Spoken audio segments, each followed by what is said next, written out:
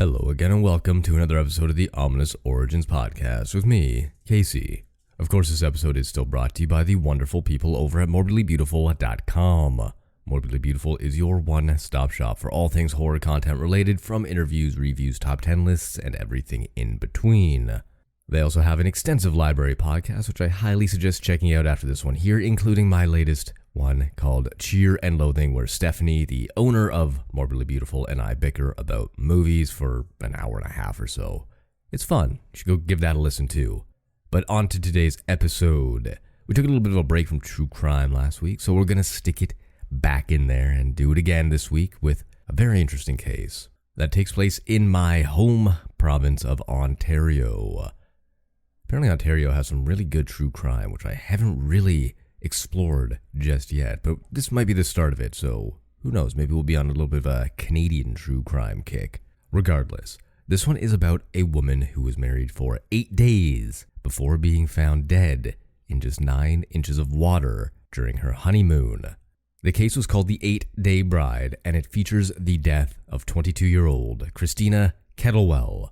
Now this is a weird one, as they all are, because they're all unsolved mysteries. So you find me a non-weird unsolved mystery and maybe I'll do it. But this one, again, strange, just like every other one. This is the case of Christina Kettlewell. Ominous. Ominous. It is an adjective. Sounds like someone breathing.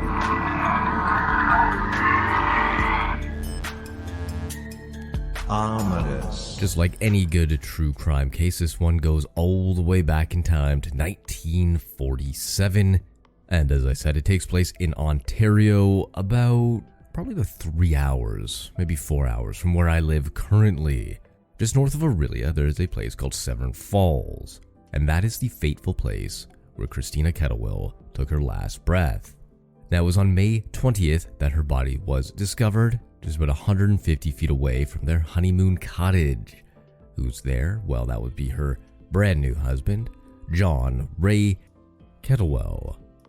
The pair had just eloped and had been married for a little over 8 days at the time of this whole shebang going down.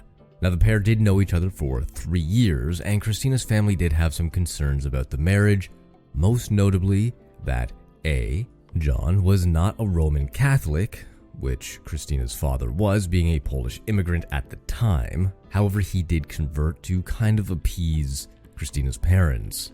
Secondly, they had a weird friend who would always hang around, and that weird friend was Ronald Barrie. He was an Italian immigrant who attempted to establish himself in the construction and insurance business, but didn't really succeed. But he was a professional ballroom dancer, which I don't think plays any role. It's just kind of an interesting factoid about the guy. So why is this weird? Why don't they like this guy? Well, as I said, he hung around a lot. It was almost like the pair, Christina and Jack, or John, he went by Jack, were in a throuple of sorts. Everywhere the pair went, he was right behind them. The ultimate third wheel.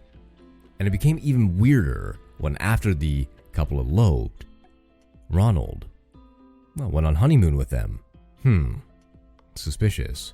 Now, there are a lot of accounts that believe that maybe Ronald was actually in love with Christina, or maybe even John at the time. However, given the time frame, homosexuality wasn't really a common thing to be had, and there was still a lot of stigma about it. So what's the time frame here? What's going on? What happened after the elopement? Well, after the Kettlewells got married, they spent a few days in their apartment in Toronto. However, as I said, they were not alone, as Ronald joined them for a few days before they all left to go to Ronald's remote cottage in Severn Falls, which could only be accessed by boat. Now, that may sound weird, but there are a lot of small little cottages on basically islands in the middle of lakes in mid-Ontario. I don't want to call that northern Ontario. It's not by any stretch. It's not southern either, so it's like middle Ontario. I digress about the geography of Ontario, though. So now we have a pair on their honeymoon, joined by one of their friends, going to a cottage basically in the middle of nowhere, especially around this time in 1947. Now today this is a bustling sort of cottage country. There's a lot of people up there, especially compared to 1947. So they're in the middle of nowhere. There's 3 of them. There's a potential love triangle going on, maybe a throuple, maybe some weird, I don't know, jealousy thing happening between at least 2 of them. It's very hard to say what was going on at this point. But what we do know is that 3 days after they arrived, on May 20th, Christina's body was found in 9 inches of water, 150 feet away from the cottage.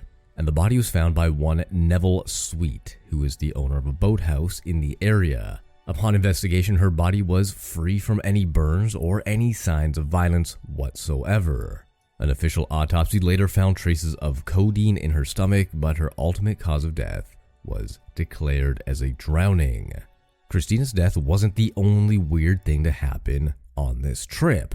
Although it was probably the most severe and tragic, there was a lot of weird things going on, such as Christina started to act out of character. It was reported that she would go into crying fits, while at other times seemed completely dazed and out of it. And if they found codeine in her stomach, maybe that's part of the reason why. Evidence and reports suggest that maybe Christina and Roland were growing a little bit closer with their friendship, and there are reports saying that they had conversations with each other about whether or not John truly loved her. Now again, on May 20th, Christina disappeared, but even weirder than that is that Ronald's cottage caught on fire. Ronald was out at the time, and he came back to find his cabin in flames and to only find a disoriented Jack sitting in the cabin with an apparent head injury, and then he proceeded to pull him out of the blaze. And that's when they looked for Christina but couldn't find her, and it wasn't until later on that she was found by Neville Sweet. So let's do a quick little recap of what happened with Christina. We don't know, but what we can assume is that she was not there when the fire began at the cottage. There was no burns on her body, and from accounts that I can discover, there were no signs of smoke inhalation either. So did she start the fire? Did Ronald kill her, knock out his best friend, and then starts the fire himself, only to come back to play hero? Well, obviously, we don't know. We don't know. This is an unsolved crime, but those are the circumstances that are happening at the moment. But like any good mystery, there is a surprise witness. Major Lawrence Scardfield, who tried to put out the fire earlier in the cottage, but he said he saw no signs of Christina's body when he went to go fetch water from the river to help put the flames out. So, again, that leaves a very small window for Christina's body to be discovered, to have been left there, and to have ultimately been murdered. Naturally, Jack and Ronald and about 20 other people were questioned by police in connection with the case. Jack, also known as John in this case, remember this is back in the 40s when Johns and Jacks were interchangeable. My granddad's name is John, however, everybody calls him Jack. I still don't really know why, but I guess that's an investigation for another day. Anyway, Jack was interrogated by the police for 3 hours after being released from the hospital, where he was treated for burns, shock, and a head injury after an apparent drugging. Jack does claim to not remember anything that occurred after 11 a.m. on the day of Christina's death. Ronald was also questioned by the police for a grueling 13 hours, in which he provided a 3,000-word statement that the police would describe as fantastic. Now, it took him 13 hours to write 3,000 words. I believe I've done 3,000 words in about 2 hours before, so dude, get your fucking typing skills up, man. God, actually probably hand wrote that, but still, that's not that much. Anyway, I'm going way too long on how long 3,000 words should take. About a month after the death occurred, on June 19th, an inquest into Christina's death began, which became quite the spectacle. The public packed not only the courtroom, but the grounds outside, and even approached Jack and Ronald, the 2 main witnesses. But the shocking thing is they asked them for autographs. Now, this isn't like a Johnny Depp and Amber Heard situation here, where they're getting booed because they're criminals, just like Amber Heard is at the moment, but rather they're being celebritized. I don't know if that's a word, I might have just made that up, but regardless, they're being asked for autographs, which is very strange. But I guess it's important to note here that neither Jack nor Ronald were on trial for murder. This was simply a case to determine whether or not foul play had been involved in Christina's death at all. While the highly sensationalized investigation uncovered many interesting bits of information, the jury of the inquest ultimately could not agree on whether Christina's death was the result of foul play or not, stating, quote, "Due to the fact that the post-mortem examination disclosed codeine in the stomach of the deceased and due to the suspicious fact that she was found drowned, this jury is unable to decide on the evidence given whether or not foul means were employed in her death." So what does that mean? Well, that means Jack and Ronald were free to go. They were in the clear, scot-free, whatever you want to call it. There was no evidence implicating that either of the men had anything to do with the death, but their relationship to both Christina and each other were thoroughly exposed in the process. The police report claims that there were signs and evidence that Christina was very distressed by the, quote, "unnatural conduct of her husband and Barrie." I don't know why I said it like that, but that's what they came to conclude. So it is safe to assume that, given the time again, the term unnatural probably means homosexual. So there are a couple theories on what happened, but I'm going to throw mine out before I read any of the popular ones, and that is obviously that Jack and Ronald were homosexual lovers, and that basically Christina was his beard. The trio more likely than not had their fair share of threesomes, which probably made Christina quite uncomfortable due to the fact that, again, speculating, Jack and Ronald spent most of those threesomes together, ignoring Christina. Now, from my understanding, this is not an uncommon thing for when people are gay, but they don't want to admit it, or they're afraid to really come out of the closet, or whatever the case might be. They hide it with threesomes or orgies or group sex, where it's kind of okay for people of the same sex to touch. As long as there's a female there, it's not necessarily gay. And that's an unfortunate way to live your life, but, you know, I'm not living in 1947. So that's my theory, is that Christina was becoming very uncomfortable with the way Jack and Ronald were acting towards each other, so they had a fight, and they probably killed her together. That's my guess. But let's go into some more of the more popular theories. One of the most popular theories is that Christina may have been dealing with mental illness and, well, killed herself. And the largest piece of evidence for that are several suicide notes written prior to her untimely end that were uncovered during the investigation. The first note was written on Easter Sunday before their engagement and about 5 weeks before the wedding, and it was addressed to Ronald. In it, she writes that she tried to poison herself and talks about the uncertainty of receiving a proposal from Jack. In it, she claims, quote, "This will be the best way out, as I cannot bear to see another girl have him," end quote. Jack recalls Christina being sick that day, but claimed in his testimony that he was unaware of the suicide note. She wrote another suicide note at the end of April. This time her intention, as detailed in the note, was not to only kill herself, but Jack as well. In this note, also addressed to Ronald, she wrote, "When you love something or someone, you really love him, and I know there is no one for me but Jack. And if I cannot have him, I do not intend anyone else to either. I waited, as you might say, in the hope that Jack would ask me to marry him, but I now realize I am just a passing fancy." The last note was written the day before she died, and it addressed a Mr. Thomas, who owned a home in Mimico that Christina and Jack stayed in for a little bit. Once done, Christina asked Roland to mail the letter she wrote. In it, she writes, "Ronnie is in the boat outside somewhere. By the time he gets back, everything will be all over. He must have been afraid something would happen because he's staying an extra day to make sure we get back to Toronto with him." All notes were confirmed by a handwriting expert to be signed by Christina.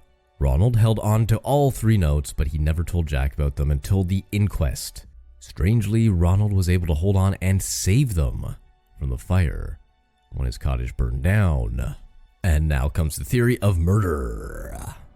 And that involves Jack and Ronald. And it also involves something called insurance, which whenever that happens, you know some shady shit is going to go down. Never take life insurance out on somebody else without telling them, because that's just fucking weird.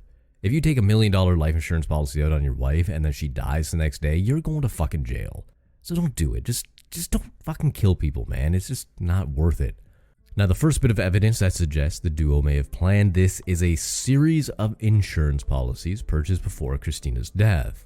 Jack took out 2 separate life insurance policies on himself and Christina before the marriage. Each 5,000 Canadian dollar policy contained a double indemnity clause, which would allow the beneficiary to collect twice the amount if the cause of death was an accidental thing, a sum worth around $200,000 today.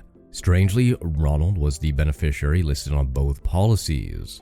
Ronald has also taken out a 5,000 Canadian dollar insurance policy on his cottage that would later mysteriously burn down, and named Jack as his beneficiary. It should be noted that Ronald had failed careers in both construction and insurance.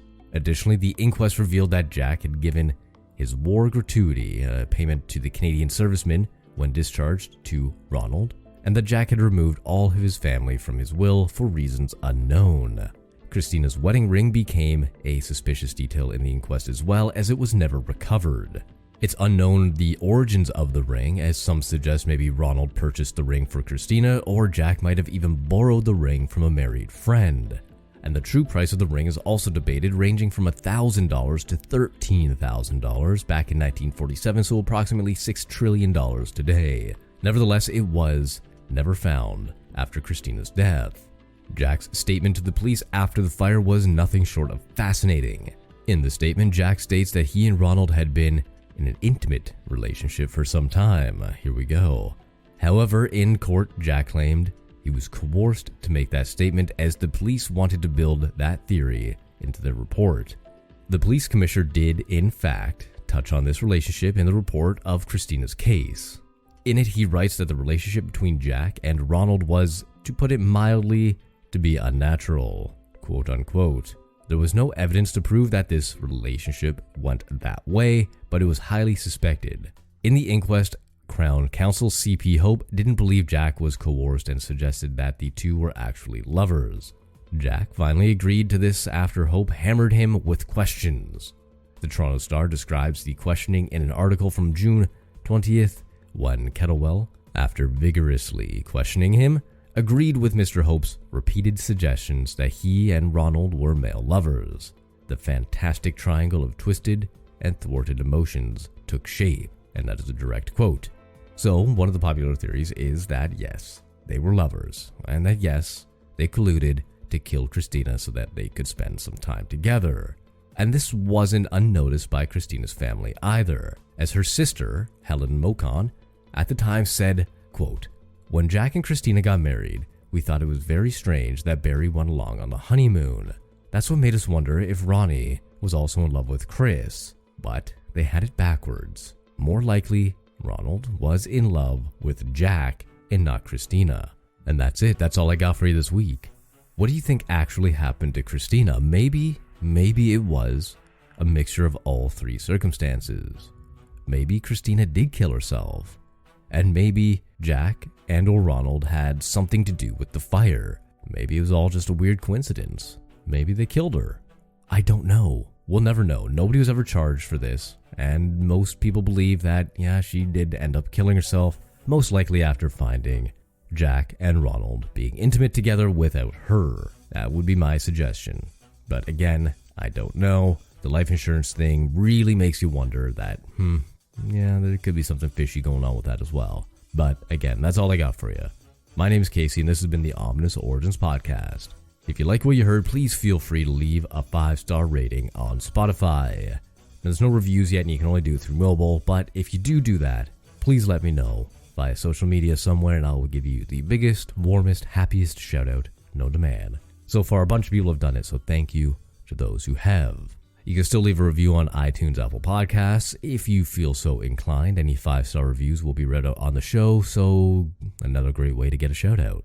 Lastly, if you do want to get in touch with me on social media, you can do so on Twitter at HorrorShotsProd is in production, on Instagram at Ominous Origins Pod, or on Facebook at Horror Shots. Now, the community on Facebook has been growing quite a bit for some reason. I don't know why, but thank you to all those who have liked the page in the last month. I think there's about 100 of you, so that's fucking great. Thank you for that as well. So, until next time.